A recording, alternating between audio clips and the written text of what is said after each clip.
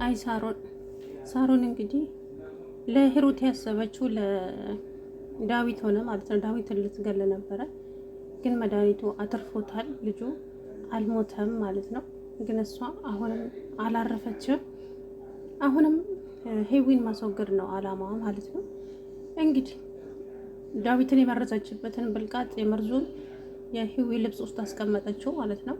ምክንያቱም በእሷ እንዲሳበብ ከዛም ወደ ሐኪም ቤት ዳዊትን ጥየቃ ለመሄድ ሻንጣ የዳዊትን ልብስ በሻንጣ ከዛ የሂሩትን የማነው የሂዊን ሻንጣ ከክላሷ አምጣለችው ማለት ነው አውቃ። ከዛን ሳሚ የሂዊ ሻንጣ ግልብጥ ሲያደርገው ከለብሷ ጋራ የመርዙን ብልቃጥ አገኘው ማለት ነው። ከዛ እሱም አለና ኪስ ውስጥ አስቀመጠው። ከዛም ስጠራችሁ እንዴ ሙቀያ እኮ እንሂድ ምናምን አለችው እና ከዛ ሲመጣ የሴት ቦርሳ እኮ አይታመንም ፈትሸው የእቃ እንዳለ ውስጡ ምናምን። ኧረ ምንም አላገኘውም፣ ምንም የለም ልብሷ ብቻ ነው አላት። እንዴ ምን ማለት ነው እንዴ? ይጠረጠርብኛል እንኳን አትልም እንዴ? ይነቃብኛል እንኳን አትይም እንጂ። ከዛም ሳሚ በቃ ምንም አላገኘውም አልኩሽ፣ ምንም አላየውም፣ ግን እኮ ፊትክ የሆነ ነገር እንዳገኘ ሰው ይመስላል አለችው ማለት ነው። ሴትዮ እኔ ምንም አላገኘውም አላት። ሄዱ ማለት ነው እንግዲህ። ከዛም ሂዊ ክላስ ገብታ ተመልሶ ሐኪም ቤት ሂዊ ክላስ ገብታ እንግዲህ የሂዊ ልብስ ምንቅርቅርቅርቅር እያደረገች እየፈለገች እያለ ምንም አላገኘችም። እንዴት እዚህ ውስጥ አይደለም ወይ ያስቀመጥኩት? ሳሚ ካላነሳው ማን ሊያነሳው ይችላል? እንዴት ነው ምናምን እያለች እንግዲህ ሂዊ መጣችባት።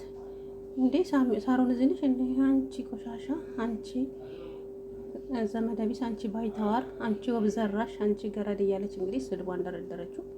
ወንድም ሊገድልሽ ቆይ አንቺ እኔን ጠርጥረሽ ነው ልትላት እና ማን ሊሆን ይችላል ብላ ልትመታት ስትል እንግዲህ ይሄ ጥፊማ ለእኔ አይገባም በጭራሽ። ሲጀመር እኮ ጁሱን የሰጠሽ ሰርተሽ ሰጠሽኝ አንቺ ነሽ እንጂ እኔ አይደለሁም አለቻት። ወንድምሽን የገደልሽው አንቺ ነሽ ልትይኝ ነው ብላ እንግዲህ ሄዳ ቢላዋ ይዛ መጣች ማለት ነው። አሰላሙ አለይኩም ወራህመቱላሂ ወበረካቱ። ውድና የተከበራችሁ ቻናል ቤተሰቦች እንዴት ናችሁ? ደህና ናችሁ ወይ? እኔ ያለው አልሐምዱሊላህ። እንግዲህ የሳሮን ነገር እንደቀጠለ ነው ማለት ነው። እንግዲህ ሂዊን አሁንም ለማስወገድ እየለፋች እየጣረች ነው ያለችውና ዛሬም እንግዲህ በቢላ ልትወጋት እያስፈራራቻት እያለ ሂሩት መሀል ገብታ እንግዲህ ሂሩትን ወጋቻት ማለት ነው። አያችሁ እህቷንም ወንድሟንም ማታ ነበር በዚህ አጋጣሚ ማለት ነውና ከዛም አበደች። ሂሩት ደግሞ የሆነ ወንድሟ ይሁን አላውቅም ቤት ውስጥ መታ የሆነ ፋይል እያስፈለገችው ነበረ። ያ ፋይልም እንግዲህ አያግኝ አላውቅም። ያው ሳሚ መጣባቸው ማለት ነው። ሳሚ ሲመጣባት በር ስር ተደበቀ። ከዛም ሂሩት ሽንት ቤት ገብታ ጮኸች ማለት ነው። አይቼ ነው ብላ ልጁ እንዲወጣ ማለት ነው። ከዛ ልጁ ቶሎ ብሎ ወጥቶ ሄደ ማለት እንግዲህ የሂዊ ጓደኛ ደግሞ በሳቅ ገደለችኝ ማለት ነው። እንደ ጠንቋይ ያደርጋታል። ጌታ ወይ ትዕግስት ስጠኝ። እለለለለች ሻርቡና አይኗ ሸፍና ሰንደሉን አጨሰች። ወይኔ ሳቁ ሳቅ ዛሬ። ቄጤማው ግን ደስ አይልም። እንግዲህ ዳዊትም ደህና ሆኖ መጣ፣ አልሞተም። ሂሩትም ማን እንደወጋት እስካሁን ለማንም አልተናገረችም። እሷና ሂዊ ብቻ ናቸው የሚያውቁት ይሄንን ሚስጥር። ዳዊትም ደግሞ ንገሪኝ እንደዚህ ያደረገሽኝ ሰው። አይ መንገድ ላይ እኮ ያው ሁለት ሰዎች ሲጣሉ አይቼ ለማገላገል ገብቼ ነው ምናምን አለችው ማለት ነው።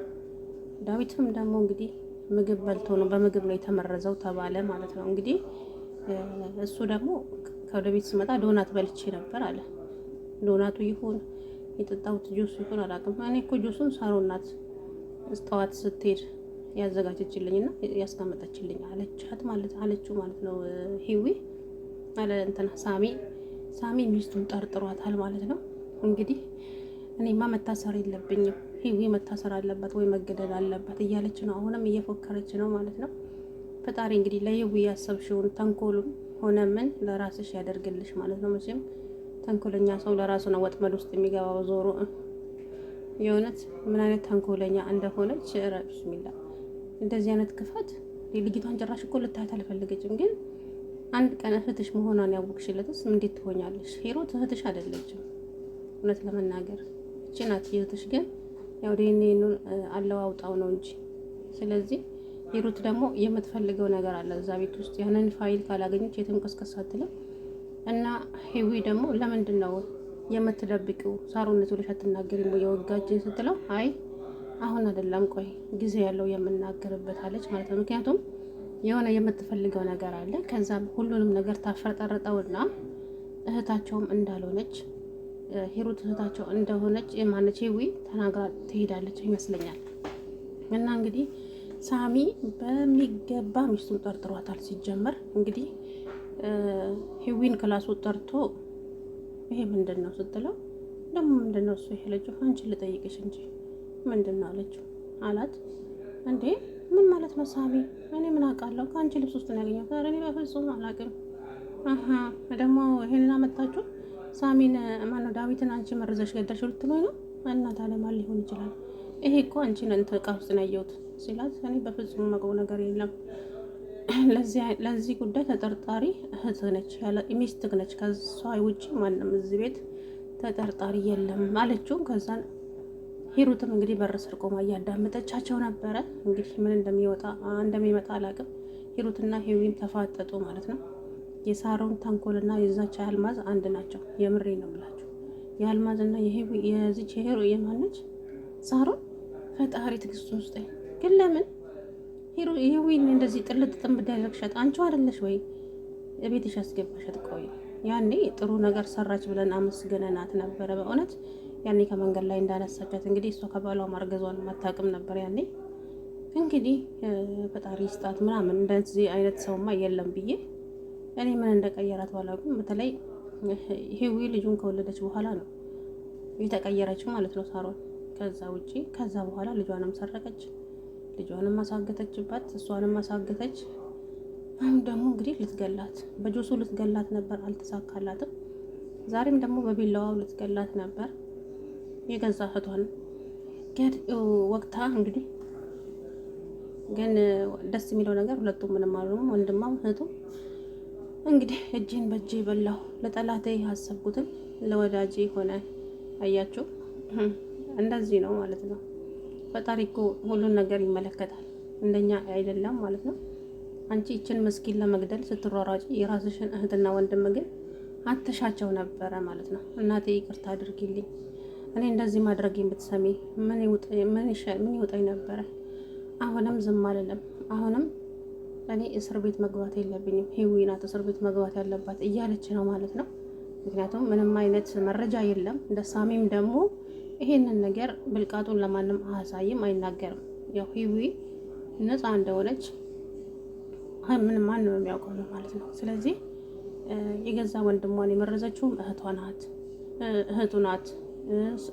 ሂሩትንም የወጋቻት እሷ ናት ማለት ነው። ተንኮለኛ እንግዲህ ሄዊ እኔ እኮ ሄዊ ከዛ ቤት ለምን አወጣም ነው ህይወቷን ታሳልፋታለች ሴትይቱ ማለት ነውና ያቺ ጠንቋያው ደግሞ ጠንቋይ አልባላት እንጂ የሂዊ ጓደኛ ማለት ነው። ሰላም ወይኔ እንደምትመቸኝ ደግሞ እብድ የሆነች ቡና ፈላችላቸው፣ ፋፍሽ አደረገች።